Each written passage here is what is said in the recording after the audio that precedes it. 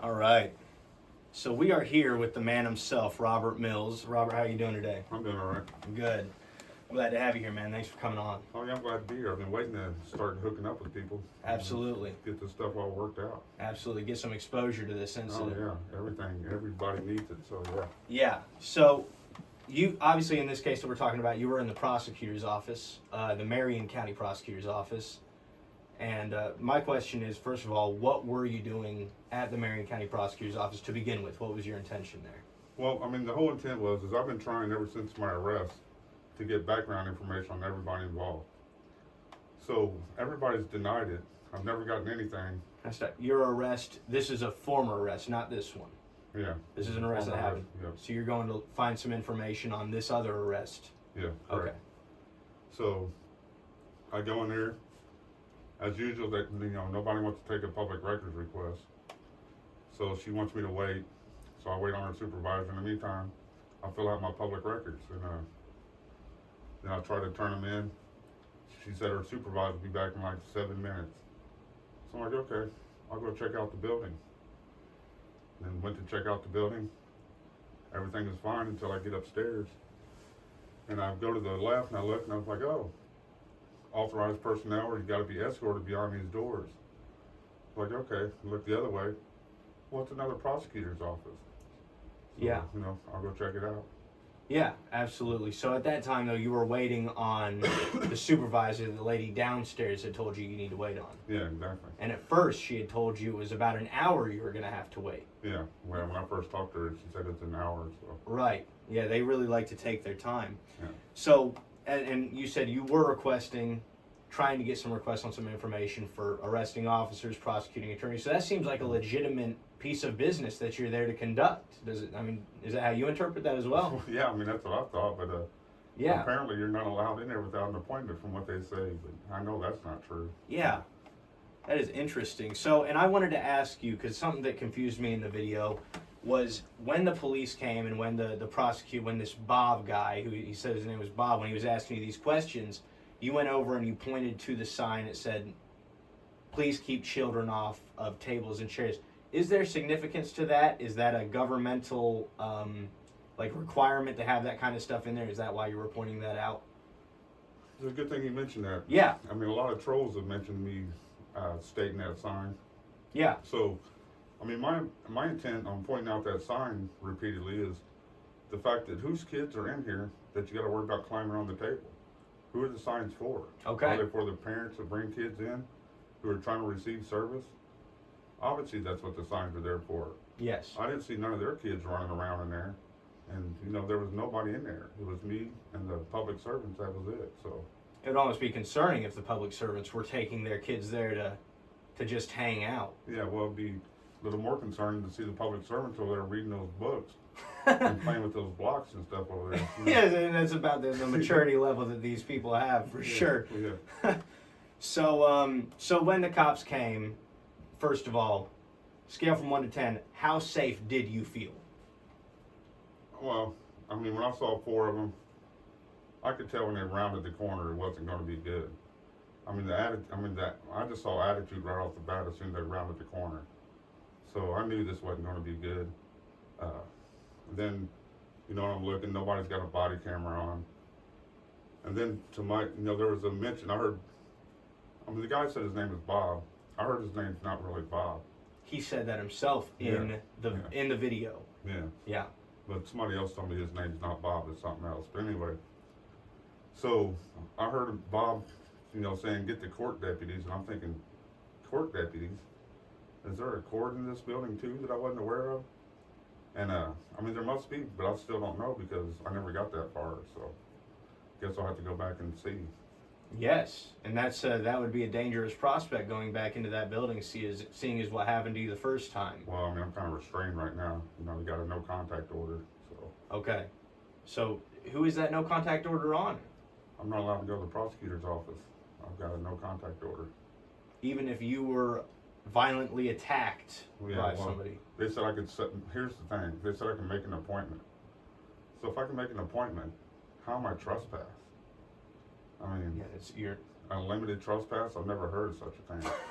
So sounds very, very confusing. So the next question I have is when the cops came in, the lady behind the desk exclaimed, "He's been taking pictures of my computer screen and the walls and all this." And the deputy's response, if you remember, "Oh, that's not going to happen." Yeah. So, to your knowledge, is there any law prohibiting public photography when it comes to public officials or public employees' computer screens? No, I mean, I know for a fact there's nothing that restrains me from taking video of whatever I can see. I mean, it's a plain view doctrine. I mean, I would think it's pretty much common sense if I was to just walk up to that window not recording at all. I mean, I got a pretty good memory. I could memorize a lot of the stuff that I saw, especially if I wanted to, really know what it was and keep it in mind. Yeah. I wouldn't forget it, Yes. So. Yeah, and I believe we can put it up on the screen. It's Katz versus United States, I believe. It says there's no reasonable expectation of privacy in public. And I would assume that would also apply to public employees as well. Yeah. So it seems curious. So why don't you kind of walk us through, because in the video, we did not really get a good view of what happened to you after it got violent. Yeah. And in the video, for YouTube purposes, we did have to blot it out. So why don't you describe, as best as you can remember, what did they do to you? I want you to start right before you called them for lack of a replacement word, a cocksucker. You called him a cocksucker. Yeah. What led you to call him that? Do you remember that? Yeah, I remember it. The court deputy pretty much from the top, I'd say 98% of the time he had his hands on me. Once he put his hands on me, they was pretty much there 98% of the time. So we, to that elevator, in the elevator, out of the elevator, we get to the front door. So he shoves me through the front door. And then that's when I called him a cocksucker. Well, he didn't like that too much, so he comes and at some point he steps on my foot, but he has a hold of me, shoves me through the second set of doors. With his foot on your foot? Yeah. And then he pulls me back in, and then spins me around, and then slams me in the corner. And then that's when he starts choking. Now people don't really see what's going on. I can feel it in my throat. And if you slow it down real good, you can see where he's actually got his thumbs in my throat. So that's what he's using to choke me with, is his thumbs. And so, I got a little word out to it, how I felt about him. And then his lieutenant, after a couple seconds, starts saying, "Stop resisting, stop resisting." And I'm thinking, I'm pinned up against this wall getting choked. And, and I say, I'm not resisting. Then after that, to me, I felt like I was going to pass out because, I don't remember what happened to my phone, how it ended up on the floor, and then I think what kind of brought me back is when they yanked me from the wall and throw me down on the floor. And we don't see any of that in the video. Well, you will. It's on my body cam footage. Okay. I've got it posted. Okay. So, so at the point I'm on the floor, the one officer puts his leg across my back and across the back of my neck. And, you can clearly see because my body camera at this point flew off. And my camera just landed in a perfect angle and then caught everything. I couldn't ask for a better landing, Right. if I had paid for it probably. So, I got perfect angles of everything. And clearly you can see I'm not resisting. I've never resisted an arrest. Even though I've got every right to physically defend myself in those moments, I don't do it. And I'll say the reason why I don't do it, it's not because I'm scared. I can't afford to bond. Assault on a police officer, that's got to be proven that I have every right to do it. I can't even prove I have a right to be in public video right now. And it's been going on for over a year, so. That's an incredible point you make. You can't even prove that you have a right to video in public. Yeah. When there's no explicit law against it, of course you have the right. Yeah. So, ultimately, when these people came in, their problem was with you recording the computer screen, which, by the way, I don't exactly remember you recording the computer screen. No, I never recorded the video screen. That was the claim she made. Yeah. So, but we've already established we can't think of any law. And I've done extensive research into this. I haven't found a law. Yeah.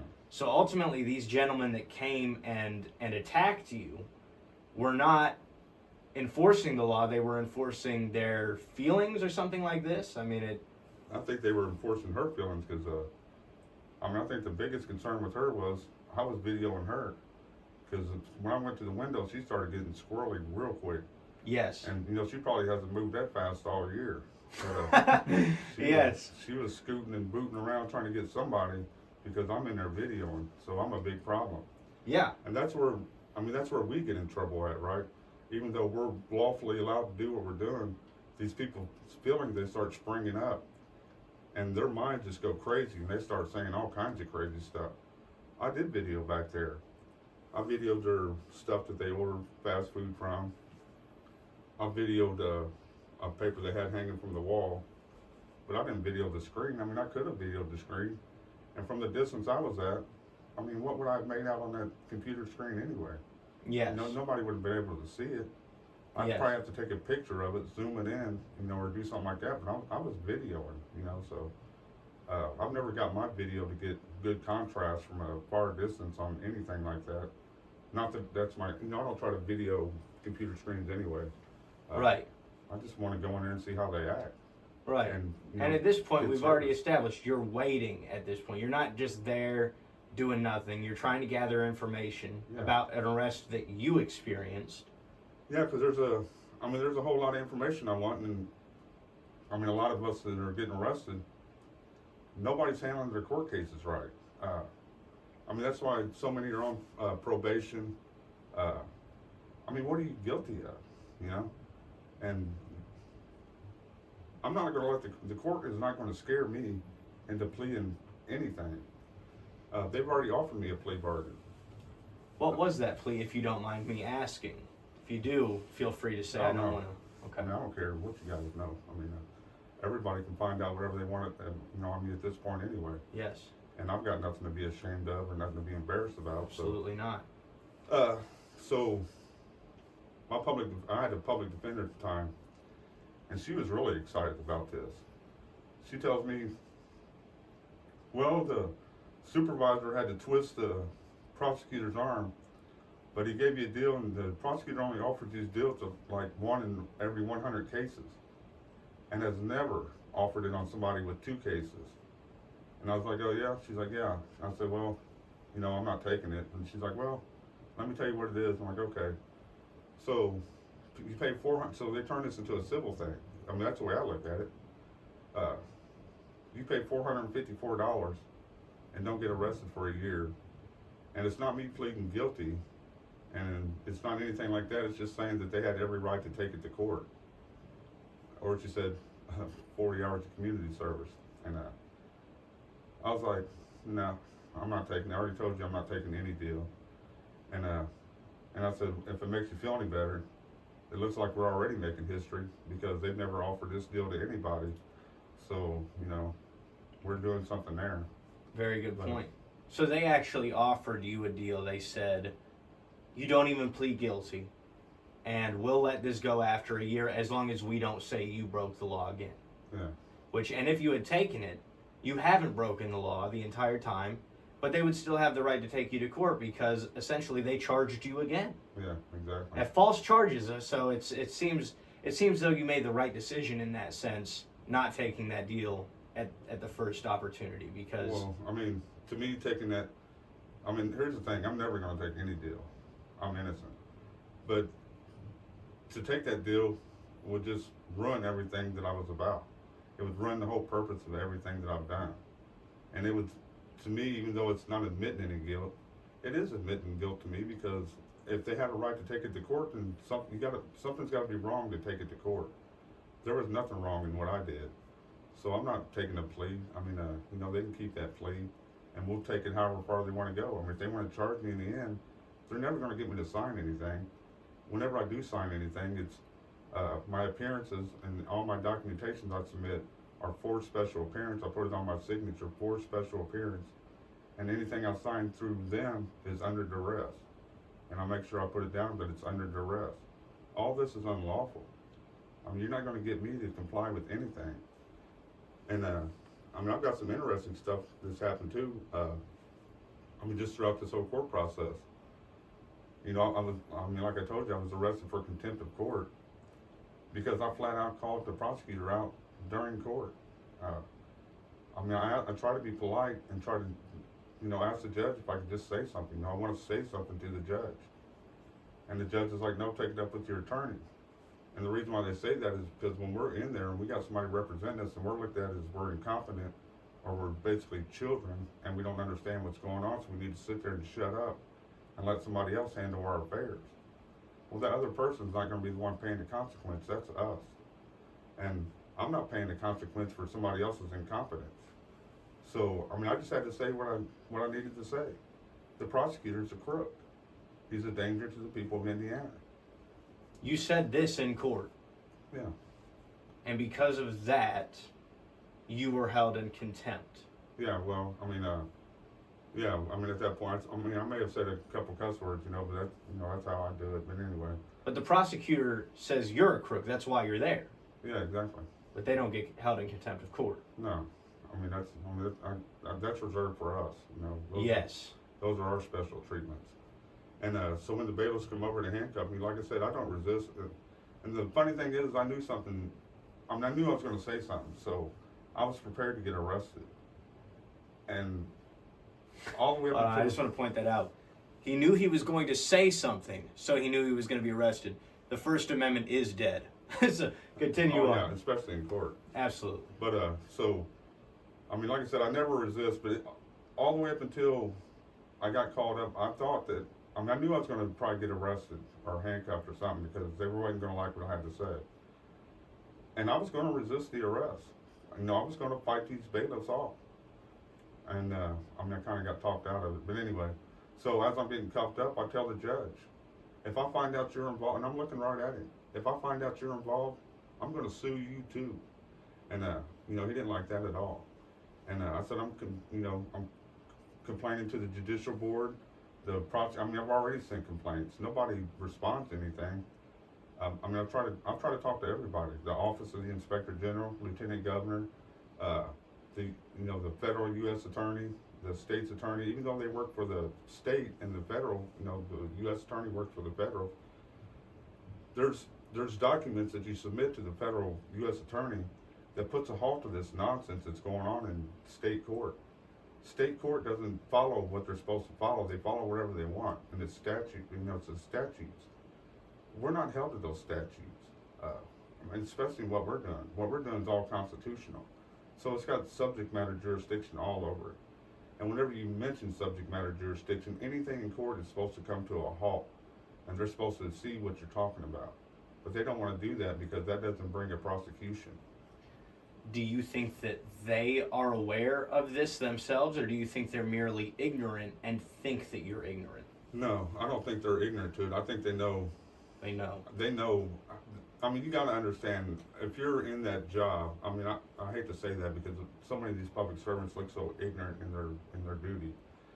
But these judges, all of us people, we have to believe that these judges are at a higher standard and they at least understand that what we're saying is true.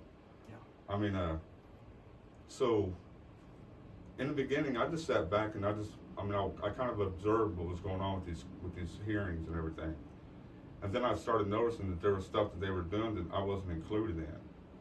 And then there's, the fact that where is my discovery? I want to be able to research this stuff myself. I want to see what's going on. I want to see what people are talking about. I want to know what they say, because it's all against me. So if I'm going to have some kind of proper defense, I need to know what I'm defending. You want to spring it all on me and just let me hear out of their mouth during the trial? Well, I'm not happy with that, and I'm not comfortable with that. I need pre-notice, what they said, and so I know how to question them. One way or the other, I'm going to have involvement in my case, even if I got to do it myself. When I went to court for my bond revocation, if it wasn't for Chile and Team DLZ getting me that attorney, I was the first case they called up. Why don't you tell us a little bit about that just before you go on, about because a lot of people that will watch this won't know what that even is. Team DLZ is Team Delete Laws, and Chile held a fundraiser for you, right? Yeah, exactly. Okay, and he raised how much money for you to get $3,000 to get you an attorney on a misdemeanor charge? Am I right? Yeah. And so hopefully, so that's great. That's brilliant. And so when you went in, What were you about to say about the bond revocation hearing? Well, I mean, that's what it was a bond revocation. So, I was the first one up. And as I was going up, I started noticing that all these sheriffs are just coming out from everywhere, all these court deputies. And I'm like, okay, exits block, exits block, exits block. Then, first of all, I went too fast with that. So first of all, when I go in, I look over in the corner, and the 2 court deputies that were at the prosecutor's office were actually in court. And so, I let one of them know that I see him, I give him a little bird, let him know that, I see you over there. And I'm like, what are they doing here? It's a bond revocation hearing.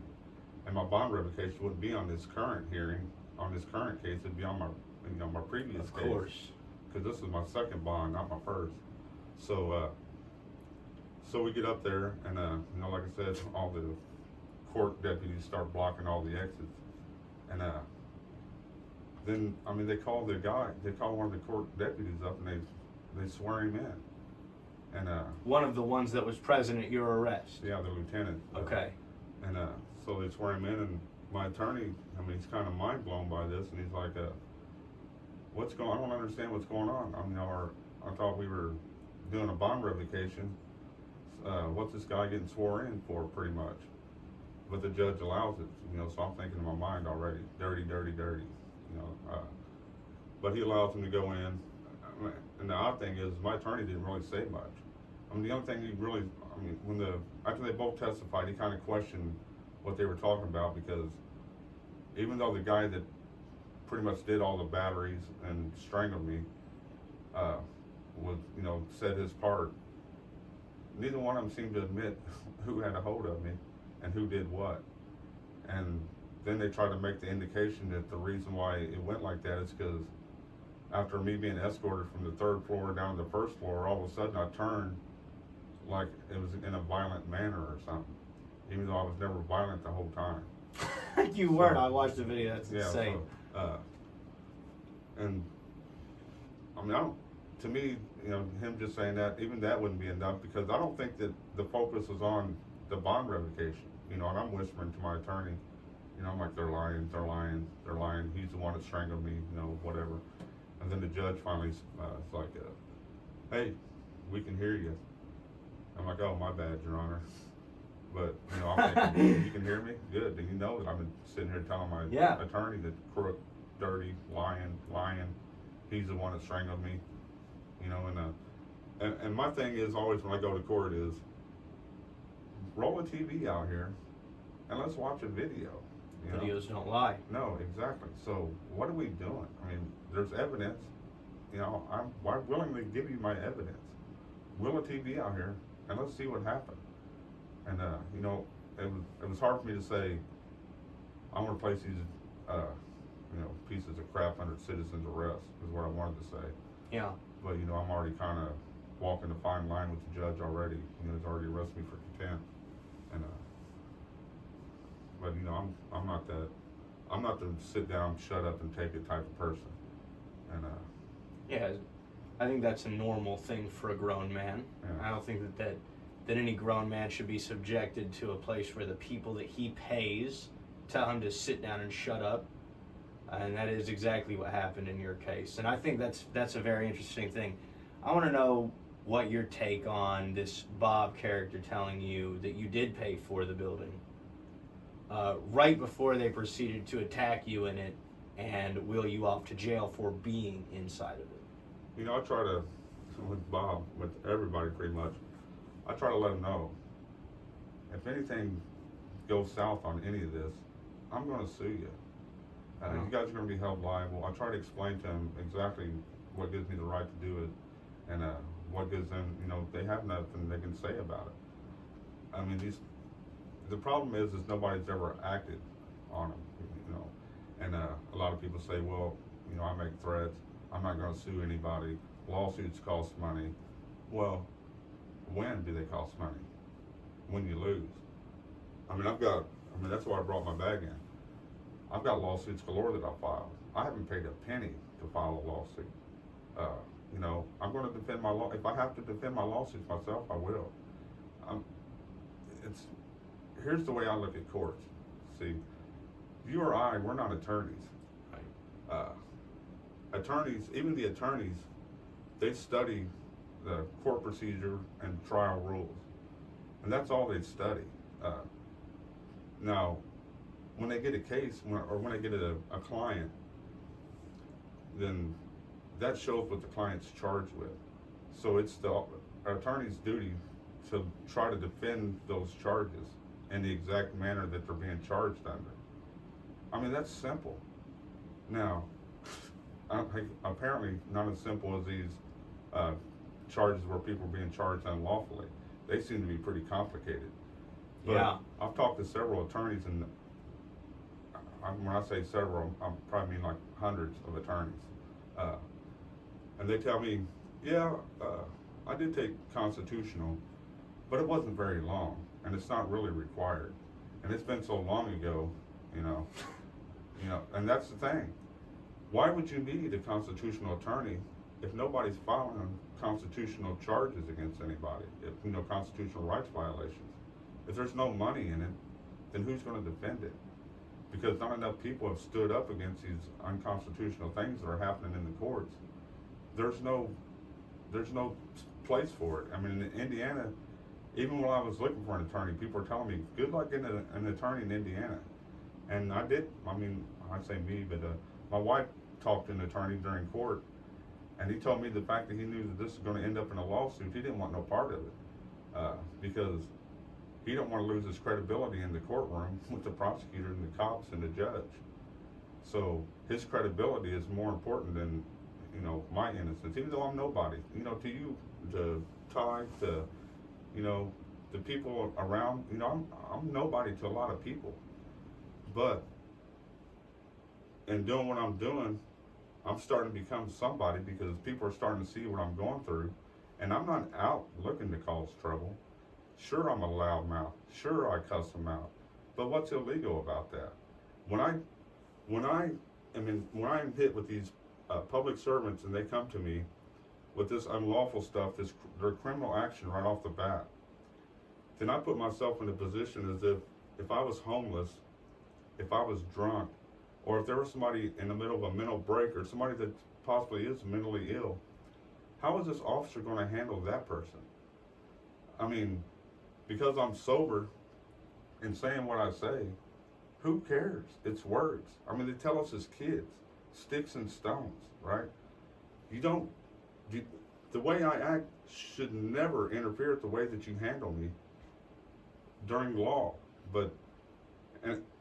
And I use that word law loosely because nothing that's going on here has anything to do with law. I've read law. I've researched all my cases. I've researched, and I don't have all this stuff memorized. I mean, right. But I do have it documented, and I have read it. And it's a lot. And and the thing is I'm trying to get a handle on federal and state at the same time, because I'm going through both. And from my first arrest, I've been going through both. Because at the Minton Federal K-Park building, I was issued a ticket, and I had to defend that ticket myself. And of course, they dismissed it, and they wasn't stupid enough to charge me with disorderly and trespassing, even though my conduct was exactly the same as it is in every one of my videos. When the security guard broke me up, yes, I told him all about himself. I told him about his weight, the way he looks, his attitude. I told him about everything, and as many cuss words as I could think of, and I probably made some words up too. And I meant every one of them. Because how can you do that to me? And you're a security guard. Not even being just a security guard, an officer, a public servant, just being you're supposed to be a human being. You don't do that to another human being. You don't rough up somebody, even though what you're doing is unlawful. You let your feelings get a hold of you, and that controls the whole outcome of what happens to me. And then, I don't get where these people say, be respectful. You're going to get demonetized. I don't care about demonetized. I don't care about the money. I've been happy all this time on what I've had. Right now I'm living with a lot less money than I've lived with my whole life. And I'm happy with that. I'm happy with what I got. And I wake up and I'm happy because of what I have. It's not what I can buy. It's what I'm doing and who I'm with, you know. Well, I congratulate you on that, because that is something that is very difficult to do, I think, in this day and age, is find happiness in this very messed up world. So that's an accomplishment, I think, if there is any. It's interesting. So you're not, ever since you've started YouTube and you've started exercising your rights, your income has not greatly taken a leap upwards. No, I mean, I mean, I don't know exactly what happened. I mean, I don't know if this me videoing has anything to do with it, you know, because whenever something happens to me, obviously I go up the ranks, right? So Social Security, I go up to the ranks to the, you know, top person in Social Security, or if I have to, I go above that. And then, I mean, my whole YouTube history is me jumping through all these hoops, trying to get somebody to do something about what someone did to me, right? So, and so far, nobody's done anything. I mean, I'm still going to court, and I'm innocent, which is a joke. I mean, it's disgraceful. So, I mean, I can officially say that I've proved, and I feel that I've got enough proof to basically put the courts under. I mean, they should be under investigation. The prosecutor's office should be under investigation. The lieutenant governor's office should be under investigation. The office of the inspector general should be under investigation. The FBI should be under investigation. I mean, I call them. I mean, I've submitted complaints to everybody. I call them anymore and they hang up on me. The U.S. attorney, federal and state, should be under investigation. I mean, the whole thing needs to be under investigation. I mean, I tell these people all the time, who do you call to get justice in Indiana? If you've called everybody, can you tell me somebody that I've left out? Because I think I covered all the bases. I mean, the Department of Justice. I've even called as far as Washington, D.C. I mean, that's where these, you know, where the tops are supposed to be at. And, I mean, I don't get a call back or anything like that. You know, I'm sure if I call back, they'll probably hang up on me or whatever. I mean, they can sweep it under the rug all they want. The thing is, I'm not going to shut up, and I'm not going to stop. I mean, I'm kind of limited right now. Sure, I could go out and video, but one more arrest, they're definitely going to lock me up. And what am I going to fight in a jail cell when I have people that I feel that are incompetent to handle my case? My attorney might be a good attorney. I don't know him. I didn't know my other attorney. And he's not going to be the one sitting in jail for the Exactly. sentence if you are found guilty of any charge. Yeah, that's me. You know, That's you. Yeah, I'm the one that's going to take the rap, and nobody's going to care about that. And I mean, when we get into these lawsuits, and this is another thing I say, everything they have has a fine on it. It doesn't matter what it is. Everything's got a fine attached to it. Yeah. So when it comes to me and my fines, and I mean, you probably hear me say it in my videos quite often, I'm not cheap. I'm not going for $100,000, $200,000. I mean, what do you? How much do you put on you being a man? How much do you want for somebody to strip that from you? For somebody to just demoralize you and strip you down to nothing and beat you and strangle you in the corner? How much would that cost for you to allow somebody to do that? I always ask the question, how much are your rights worth to you? Well, yeah, but this is, I mean, when you get into being strangled and choked, I mean, granted, when I was strangled, I wasn't handcuffed yet. I mean, I don't think that really would have mattered. No. But I was choked when I was handcuffed. And while I was being choked, the other big officer, he was using the handcuffs as a pain compliant tool. You know, he's digging them in my wrist. And I'm sure it's on his body cam because I told him, you know, I'm like, you think digging those handcuffs in my wrist, you know, it did hurt. Yes. I wasn't going to admit it. And I said, you think digging those handcuffs in my wrist, you think you're hurting me? And I told him, I've hurt myself more than you'll ever hurt me, boy. And, you know, I mean, it did hurt. And, Did you go to jail after that? Did they haul you away to the cage and make you sit in there for a while? Yeah, I mean, I sat in there, 24 hours, you know, 27 hours, whatever it was, 30 hours. You know, I bond out. And that's another thing, you know. And that's why, I mean, I don't know if I should have bonded out, to be honest. Because the bond gives them jurisdiction on a bond, even though I don't comply with it. I'm not the one that signs these bonds. I can't. They won't let me pay myself, and me be the person that controls my bond. It's got to be somebody else, right? So. Do they do bondsman? Well, no. Where I'm at, you go to the court building, and you can go to the CJC building, to the court clerk's office, and bond through there. That's where my bonds are done at. But Okay. the bonds are in somebody else's name. Somebody's got to be responsible for you. I understand. Yes. So, okay, but no, I think that that's a question that we all ask ourselves. Like you say, I've been arrested as well. I've bonded out on multiple occasions, and you always ask yourself, would it be better to pay them their ransom, for lack of a better term? Well, I charge them for that, but the bond, I believe the bond kind of pulls you into their jurisdiction a little bit. Right. Because you're signing a paper. Yeah, and even though I signed it under duress, they still, like all my court documents I submitted, nobody's ever said anything about anything I've submitted. I've seen one of my documents pop up, and that's when I put in a motion to dismiss on this prosecutor arrest. Now that popped up on the my case. Yes. But none of my other stuff has popped up, and I've been submitting stuff for almost a year, or over a year. I've been submitting stuff to the court, and I'm gonna challenge everything. Sure. Yeah.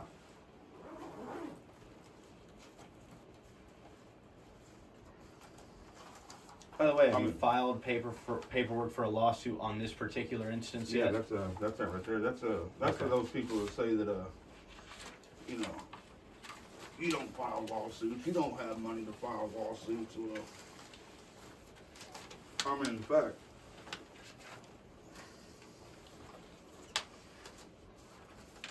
here's I don't file lawsuits. Here's some more.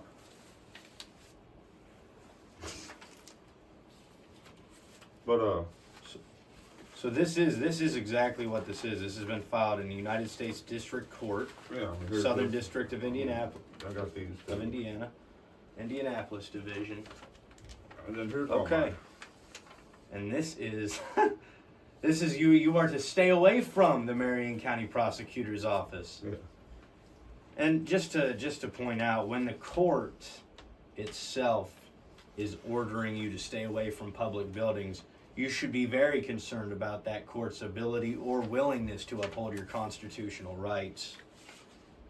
So you've gone above this court, and Robert has gone to the U.S. District Court, which is a few courts above any of the district courts here in Indiana. And he has filed a complaint against them, and when you file a complaint in court, that is the start of litigation.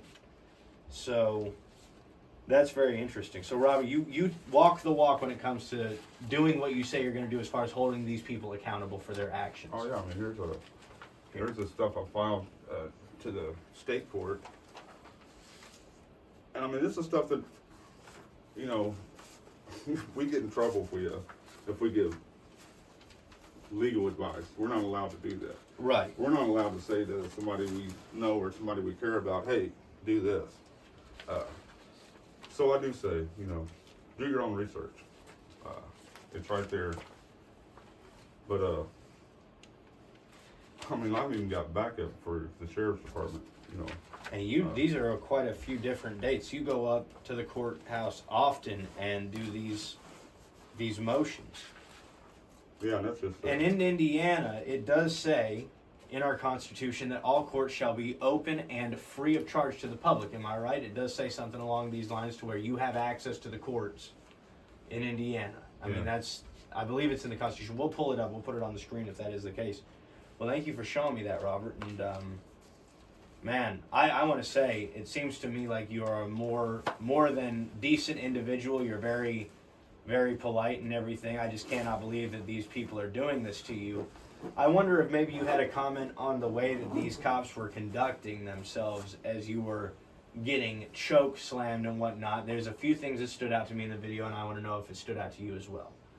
So, at first, the first thing that pops out to me is the man who attacked you after you had been attacked, he was up on his feet on the camera phone, and you say something like, "I'm hurt, my shoulder is hurt, or it's hard for me to breathe," and his response was, "No, you ain't. Yeah. Ain't nobody got time for that. Yeah. Ain't nobody got time for that." Yeah. And it really reminds me of the lady. There's a satirical news. Well, it may not even be satirical, but there's a satirical news story from the mid 2010s in which a lady goes, "I got bronchitis.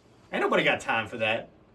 And we'll put that up on the screen as well. That is exactly what it reminded me of. But what did you think about that? I mean, did you think that was behavior becoming of a person that's supposed to uphold the law impartially? No, I mean, he was in fact, I mean, like I said, I knew there was trouble when they come around the corner, but when I tried to get him to identify himself, name and badge number, I knew right off the bat this guy was off the hook. And his response was, "It's time for you to leave." Yeah. When you asked for his name and badge. He's like, you gotta go. You gotta go. Yeah. But I was never trespassed. Now they did ask me, "Do you want to be trespassed? Or we will charge you with trespassing or disorderly conduct." And that's when I said, "Oh, disorderly conduct for defending myself, trespassing on public property." I mean, what are you guys talking about? But I mean, as far as I'm not saying I was choking. I was after I just got choked. I mean, I kind of was choking because I was trying to catch my breath, and it was hard for me to catch my breath. So your windpipe had just been crushed. Yeah, I mean, I had 2 thumbs in it for who knows how long. I mean, it may not have seemed like that long, but it was long enough to where I didn't realize how my phone ended up out of my hand and on the floor. But once they jerked me out the corner, like I said, it kind of put me back into perspective to what was going on. And then they got the nerve to say, "You should have left." Well, I mean, the way it felt to me, I mean, you guys just threw me out. You threw me through the first set of doors. How was I not leaving? And then to trespass me after you've already done all that, and have the nerve to open up the paddy wagon and say, "Oh, you're trespassed from the prosecutor's office." Really? Well, I didn't know that. I've kind of gathered that as the strangling and the battery and everything else you guys did that was unlawful. I kind of got that feeling that maybe I was trespassed from the prosecutor's office after all that. But, I mean, you got to get into my body camera footage because, I mean, there's a lot of interesting things that happen on that body camera footage. The officers... We want to show that incident, by the way. We are going to show that incident in another video. It won't be monetized, but we will make sure that footage comes out to you, the entirety of this gentleman here being ruthlessly attacked by agents of the state. It's unacceptable. It's disgusting. And that footage is going to be linked in the description below, so it'll be easy for you guys to consume. So that's what we'll do. We'll do that. We'll make sure, because I know if it's available, we'll make sure it's available to them. I mean, all my stuff, it's, like I said, it's all pretty much in order. I mean, pretty much from day one. And did you notice the second thing that stood out to me was that as you were getting attacked, you and the officer were both repeating the words, "Go ahead." You and the officer who were attacking you. I don't know who exactly started saying "go ahead," but somebody was copying somebody, and there was a lot of screaming, "Go ahead, go ahead." Yeah. There was a third voice, a voice that came in. He seemed concerned. He seemed like he knew what he was involved in was a damnable business. He said, "Stop it, stop it, stop it, stop it." Do you recall that? Or were you out for this? No, I don't. Honestly, I don't. I mean, the funny thing is I watched this video, and I don't watch them just to see myself. It must be terrible to rewatch Yeah, them. I mean, I watch it to see because it's not that it's not in my head already, but I want to catch these the stuff that I miss. Like I said, I was on the. I don't know if I actually passed out, but I just had that moment where I don't know what happened. And so I try to look for stuff like that, and then I got some supporters. They're great about timestamp and stuff. Yes. And so I go check out those timestamps, and then I'm like, oh yeah, great. You got it where he was stepping on my foot, and then some people got it where their thumbs are in my throat, because everybody's stuck on the fact that he just had a hold of my jacket. Well, I mean, that's the appearance, yeah. Yeah. But I mean, there's so much dirty stuff they said. I mean, these officers, I mean, they're pretty. The way I look at it, they just sealed their career, and these officers should be locked up. I mean, this has gone beyond just being fired. These officers need locked up. I mean, the officers clearly said that, yeah, he's one of those people go around recording these public buildings. You know, there's people doing that, so they know what's up. Outside, you know, I don't know who really said that. It might have been one of the sheriffs that showed up. You don't think I'm on one of his videos? I recognize his voice. So there's that. And then the other one's talking about, well, if he's talking about suing, I just got a Harley. You know, maybe I should get that out of my name. And then one of the court deputies is like, you guys couldn't wait. You guys couldn't wait 20 seconds while I went and got his bag. Like, you know, he missed out. Like he wanted to get his hands on me too, or he just wanted to see it. You know, one of the two. I don't know, but I mean, I take it like he wanted to get his hands on me too. You know. I mean, Sounds like it. If he's saying you couldn't have just waited for a little could have bit. waited 20 seconds, let me get a punch in or something, you know, or whatever he was thinking. But it's ignorant. Then, you know, you got the whole supervisor coming out saying, yeah, I've been looking for him. I even called upstairs looking for him. And then they get to this, oh, he was being disorderly. We had to remove him from the building. Yeah, defense is disorderly. I mean, You seemed very. You seemed. I highly doubt you were any more disorderly than any victim that has stepped foot in that place and is distraught. You seemed very calm. You didn't raise your voice until some armed thugs came in and tried to apprehend you or get you to leave a building that you paid for. yeah. Which seems to me completely in order. If I was standing in my home in which I paid for, and a servant that I had working in my home presumed to tell me to leave, I'd probably get pretty angry about that. Well, yeah. I mean, that's what I do. I mean, Yeah. and I feel like, so, you know, I said I've been watching these for a long time. So, you know, I get on some of these, you know, the panel discussions, and everybody starts coming up with the, well, you know, these guys that cuss them out, they're not doing us any favors and this and that.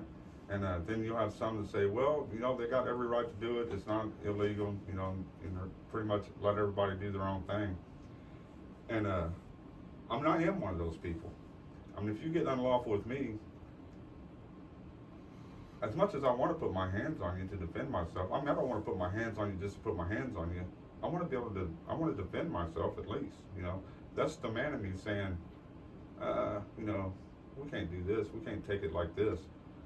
But, well, there's two things that you do when you feel threatened. It's fight or flight. yeah, You can't run from the cops. You'll be charged with a crime. yeah, And if you fight the cops, I feel extremely sorry for whoever chooses to do that, because if you were to restrain one of them from attacking you, you can be certain that there's 4 more on their way and they're looking for blood. oh, yeah. So it's a scary prospect. So of course you would feel that way. Of course you would feel like you want to defend yourself. Yeah, I mean, you know, in Indiana, there's no, I mean, we got the castle doctrine. We don't have to flee. You know, Right. So we got all that in our favor. We don't have a duty to retreat in Indiana, exactly. Public servant or not, and it specifies that in the code. In a public place, especially, I mean, you know, you can't make me move from this spot because I'm there. And if you try to move me, then I've got every right to stop you from trying to move me. Yeah. That might be fine if me and you were in a public place and, you know, we try to move each other. Yes. But put a badge on one of us, and it's a whole entirely different story then. Yes. You know, and it's ridiculous. And so, I mean, when I sit in court, you know, I look around at all these people and I'm thinking, what a disgraceful bunch of beings, you know. I mean, you got the judge sitting up here above the people, and he's supposed to be judging right and wrong. You got this prosecutor over here. He's really stuck on being a prosecutor, you know. He's stuck on prosecuting. Prosecuting is not his duty. His duty is he's a minister of justice. He should be on my side, but it don't work.